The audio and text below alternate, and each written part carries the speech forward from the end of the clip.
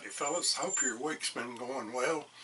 I originally intended to make this video outside and build a fire, but the weather's not cooperating today. It's windy, plus it's very dry outside, and just about be afraid the ember will start a fire, and that's all we need this time of year, as dry as it is.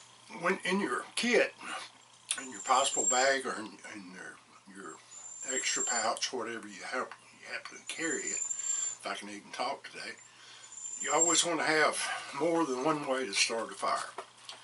Let's suppose you get out there and for some reason you've either lost your flint and steel kit, or you just simply left it at home. You need to build a fire.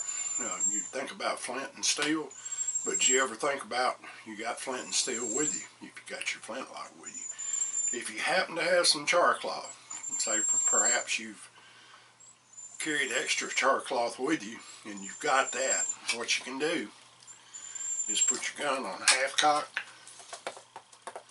take you a piece of that char cloth, get it spread open,